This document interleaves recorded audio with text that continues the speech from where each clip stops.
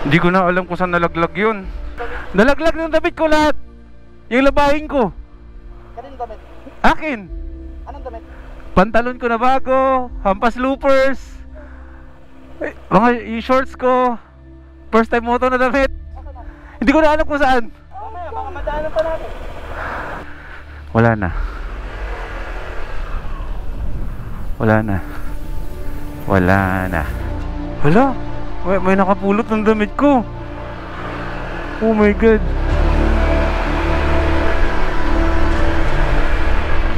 Congratulations sa atin mga first timers. Nasa Osmeña Peak na tayo. Ang pinakamataas na bundok dito sa buong Cebu.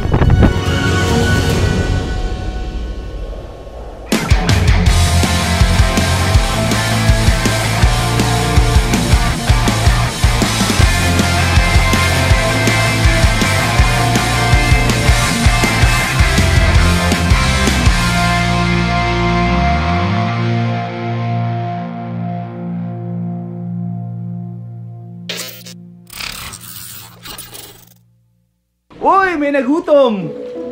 Tommy Abuel na? Ano yun? Reporter? Hindi. Ano yun? Gay words. Oh, Ang mga gay words, pag gutom ka, Tommy Abuel. Tommy Abuel. Ang alam ko si Tom Jones. Pare-pares lang din yun. Pareho lang. Same time natin yun. Okay. Kabababa lang namin ng bundok. Ginawa natin yung canyoneering to Kawasan Falls. And ngayon ay magla-lunch lang tayo.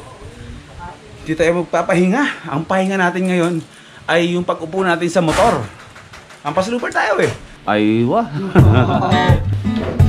Ito. Tatlo. Ito. Tsaka pansit. Sapat na.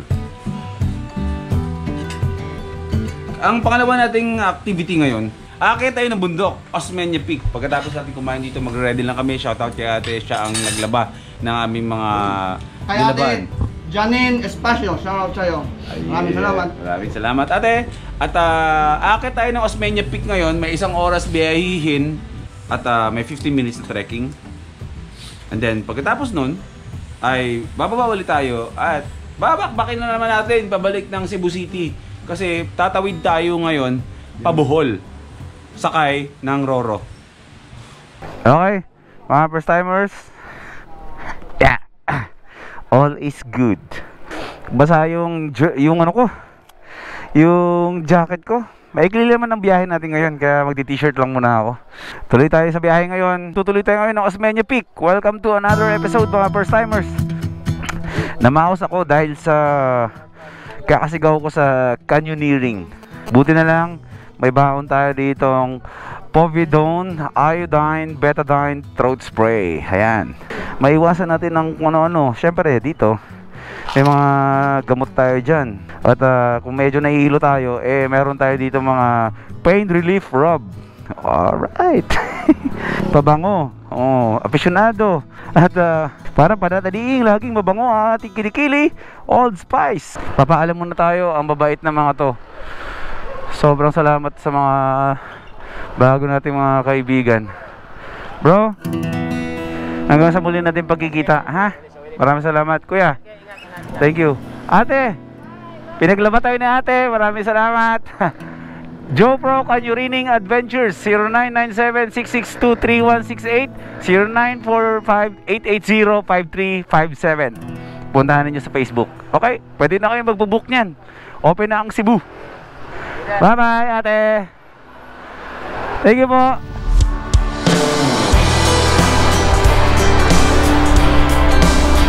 Biyahe tayo.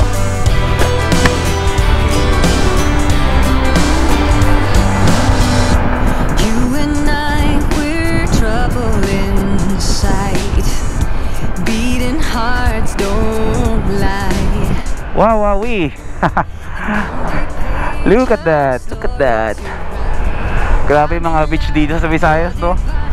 Talagang ano milky blue eh. We're going away. Get your bag, check the tag. Decision is made. Lock your door, need no more. It's already paid. Cancel your mail for a while.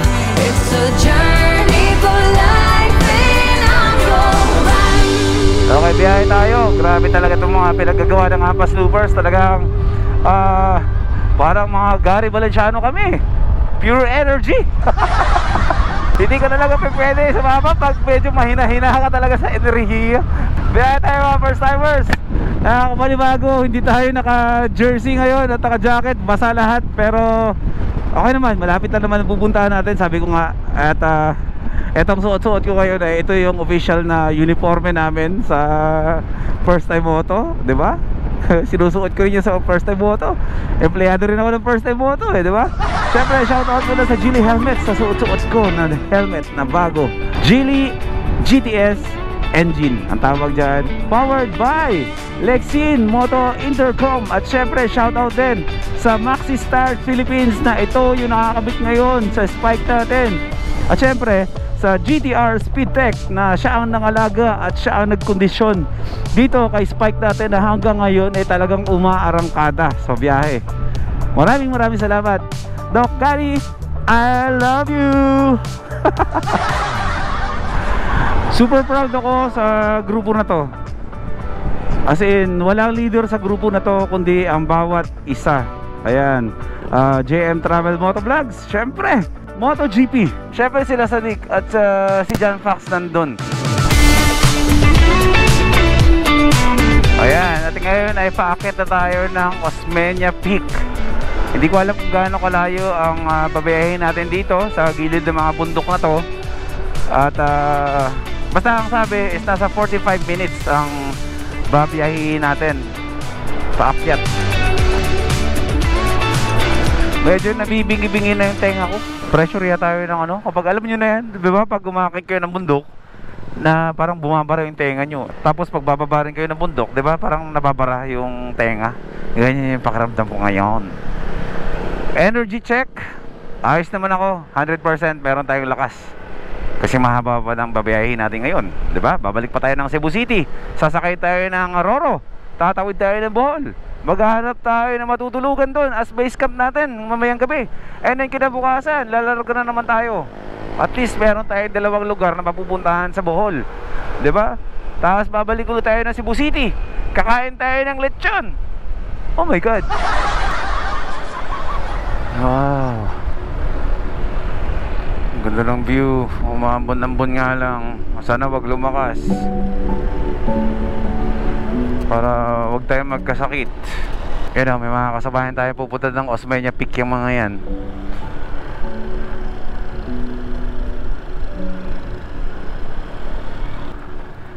Pahibalo, kining lugar delikado sa landslide.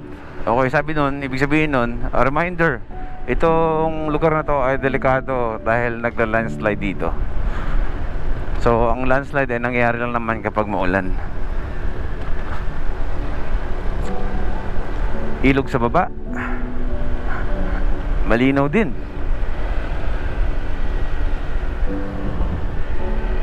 Yeah. Raproud Gaming, Raproud. Oh, resort din pala to. Yun o, may mga naliligo sa baba. Yun o. Akit tayo, akit tayo.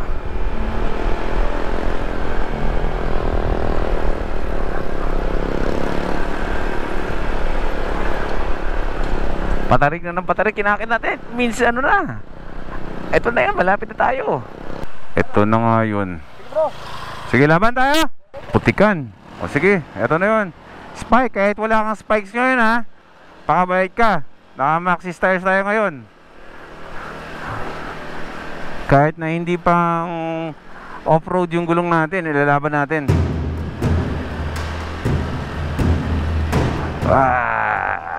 Dito tayo kasi madulas dyan. Dinadaanan na yan eh. Dito tayo sa walang hindi dinaanan. Woo! Pumapalo-palo yung motor. Dito tayo sa gravel. Ayoko dyan. Ay, nalaglag yung bag ko. Immortal yung bag ko, no? Sige, laban tayo. Kala nila sumemplang ako. Nahulog lang yung immortal bag ko. Pero kahit mahulog yan, Di masisira, immortal nga, di ba? Ibig sabihin nun, walang kasiraan, walang kamatayan. O dito tayo sa mga bato. Ito na yun, naka-ADB tayo. Kahit hindi pang off-road yung gulong natin, mauunahan natin yung mga yan. Matitigas mga shocks na mga yan eh. Go Spike, pakitang gilas ka Spike ha. Oh, pumapalo yung puwet ko.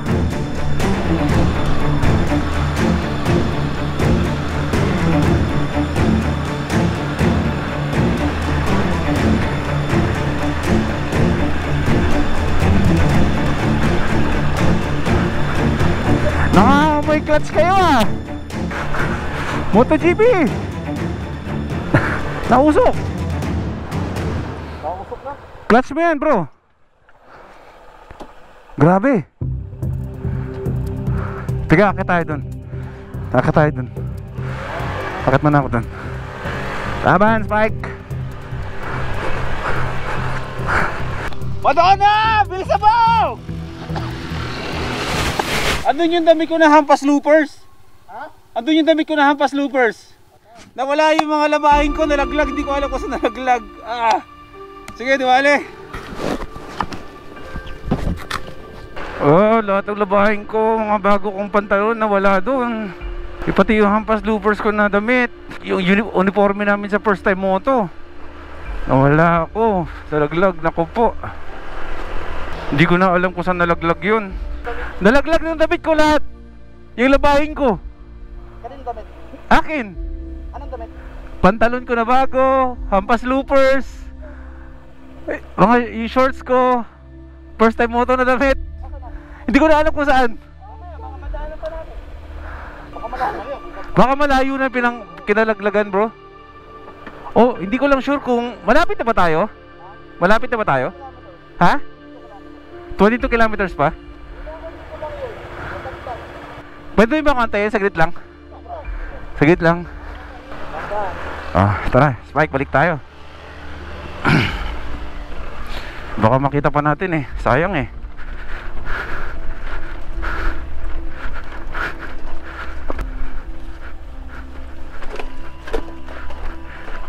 Ayan. Alam ko yan, dito lang yan. Diyos ko. Spike, huwag kang dudulas ha. Nandito lang yan. Ay, Diyos ko.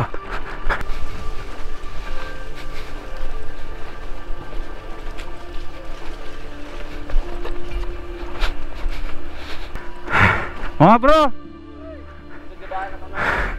Tagalog ako eh, pero kabalo ko Bisaya konti. Wala kayo nakita plastic ba? Wala ra ba, bago pa no dire? Bago pa lang kami dito. Oo, nahulog yung damit ko. Naka-plastic, mga ano ba? Labahin ba? Kulay puti ang plastic. Siguro simula nung ano no, nung rough road. Sa unahan. May tindahan. O sige. Tanong ka muna doon. Okay, thank you ha, thank you. Oh, sayang eh. Sayang naman yan.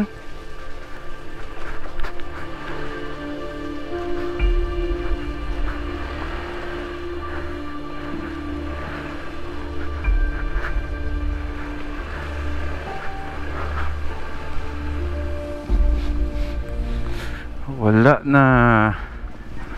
Ay, wala na. Imposible. Dito lang pwede kasi mahulog yun eh.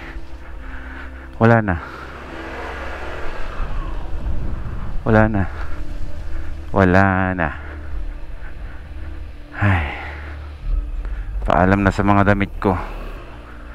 Ang dami pa naman nun. First time mode. Bro, tumbukin daw muna natin yung Alegria, sabi nila. Doon daw yung semento hanggang pataakyat. Kasi doon sa isa naman, pareho lang din daw dito. Oo. Tumbukin natin yung Alegria. Diba? Thank you ha. Thank you mga bro.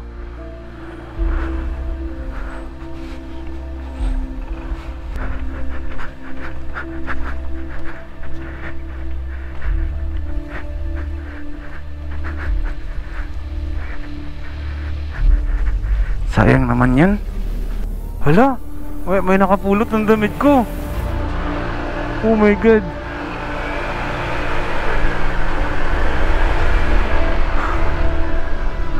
Andyan?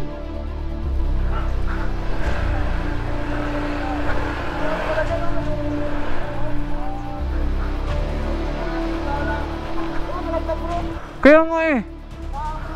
Saan mo napulot yan, bro? Oh my God!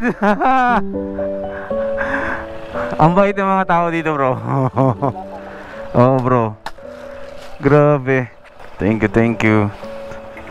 Teka lang po tayo. Bigyan natin siya ng pang merienda niya.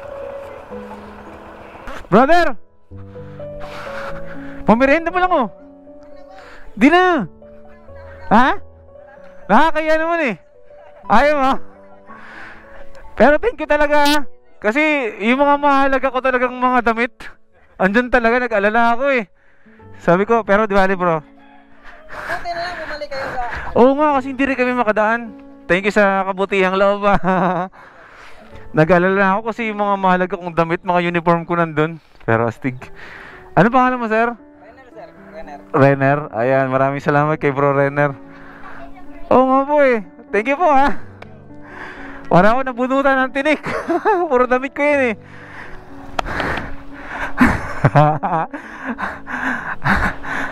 Ayaw tanggapin, bro eh. Ayaw tanggapin. At least nag-offer tayo. Yan yung ano, yun yung mga tumutulong ng ano, ng bukong sa kalooban. Oo. Buti na Nakita. Andyan yung ano. O sige. Medium siya eh. Medium. Total, ayaw mo naman, bro, tumanggap ng pamirienda eh. Bibigyan na lang kita ng jersey, ha? Ano ba medium to? Ano ba to? kahit ano. Ayan, bro.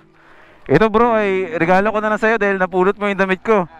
Pang motor, ha? Salamat eh. O, sige, bro. Hindi, bro, salamat kasi mahalaga yung mga damit ko dun. Salamat sir, salamat. Astig ka, bro, ha?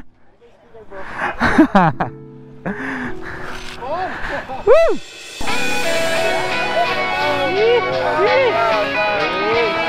Grabe kayo. Oh, madami to dito. Madami tayo dito. Oh, isa-isa lang. Oh, sino pa? Kayo na kuha. Woo! Grabe, inuulan na naman tayo. Sana wag ka magkasakit.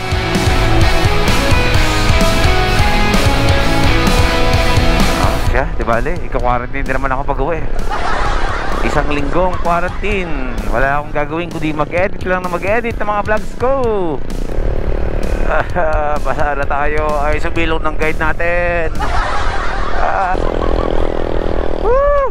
Rain or shine talaga. Okay, diretso ta. Pila ka minuto maabot na ta sa Osmeña Peak. Maulan-ulan kay ang tempo hindi okay. Yan. Pero ayos lang kay tumarman kita og vitamins para masustain ang aton nga kalawasan, mabaskog nga kalawasan. Ibig sabihin nun, nagtitake tayo ng vitamins para masustain, ma-maintain. Ayun, ma-maintain natin yung malakas nating katawan kahit na inuulan tayo. Di ba? Let's go.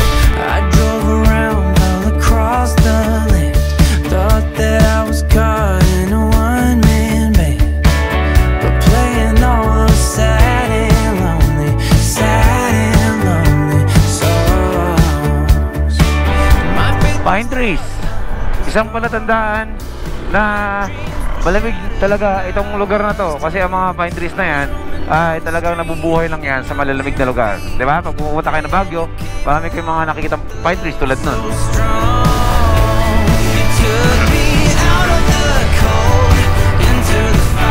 Grabe, hamog-hamog na dito. Oh my. Tignan niyo yan mga first timers. Oh, kung gaano tayo kataas. Hamog-hamog na dito.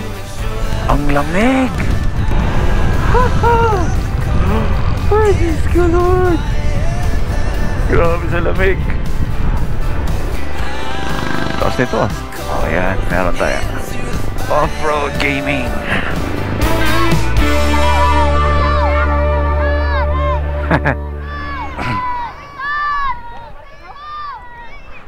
Saan ang Osmeña Peak?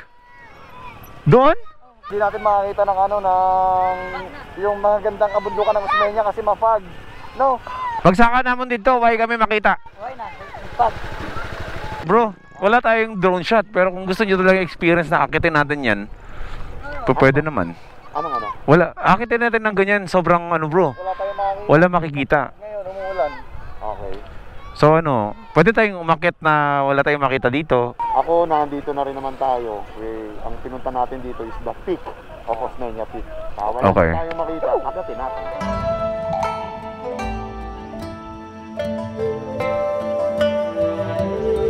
Welcome to Baguio City! Ang lamig.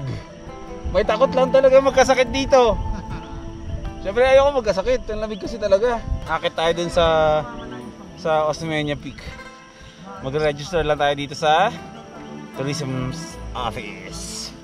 Let's go.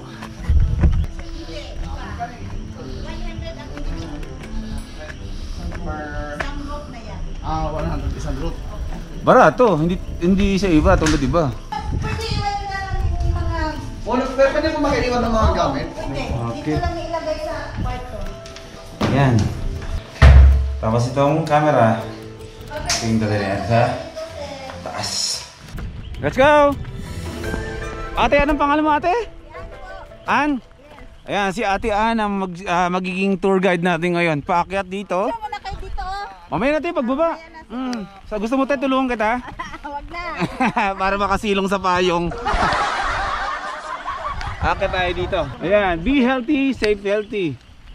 Mga naka-raincoat. Wala naman yan dun sa taas. So, hamog lang ang meron dyan. Osmeña Peak, hindi ko nga alam kung bakit 10 to 15 minutes lang to. 15 to 20. Ito po ba ang pinakamataas na bundok? Dito sa lahat-lahat ng bundok na meron kayo dito? Ibig sabihin, ito ang pinakamataas na bundok sa buong Cebu City? Alright, and opinions of the viewers. Hindi nga lagot ako Ate, anong tawag po sa mga to? Oo nga no. Ayan, ang repolyo. Hindi mo mahalata ang repolyo kapag ilabas at niligdan mo At ang repolyo ay nabubuhay sa malamig na lugar. Tama po ba? Tama daw.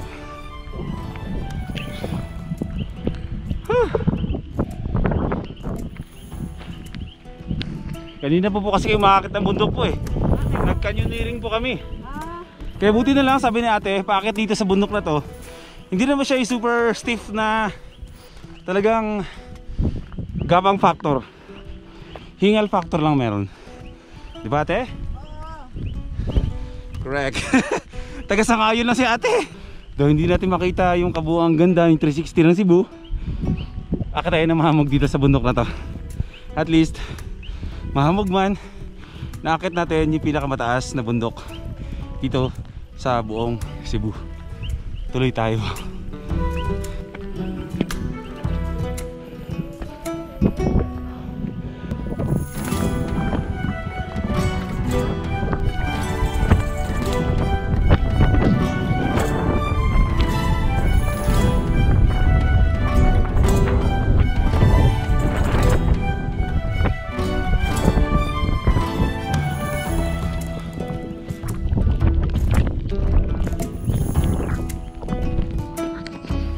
Parang doon tayo. Napakalamig. Na pinagpapawisan ako sa loob ng aking raincoat. Pero alam nyo, ito yung gusto kong lugar. Ganitong klima ang gusto ko. Okay lang ako mabuhay sa ganitong klaseng lugar.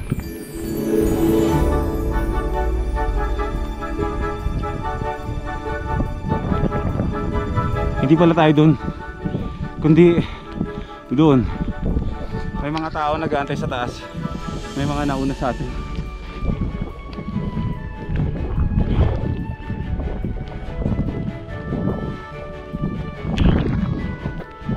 Sikreto para hindi malula at mapagod sa nakikita. Pag naglalakad tayo, ang tingin laging dito lang. Grabe. Woo! Hello, Cebu!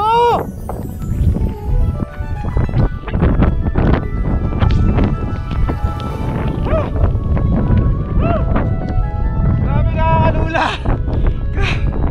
Ah!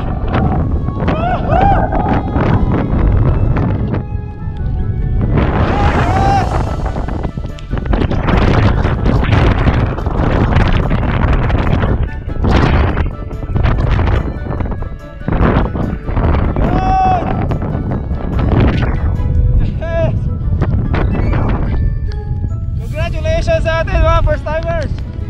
Nasa pinakamataas tayo. Nasa pinakamataas tayo. Nasa Osmeña Peak na tayo. Ang pinakamataas na bundok dito sa buong Cebu.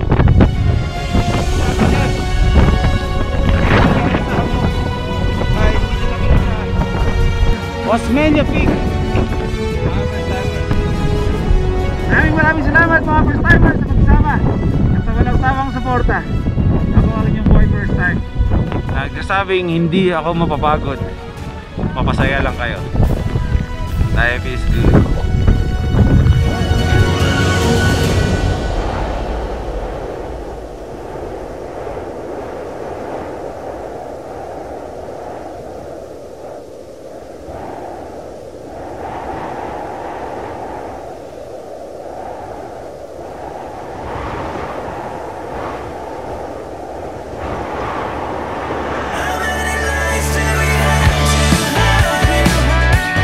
Tawag dito,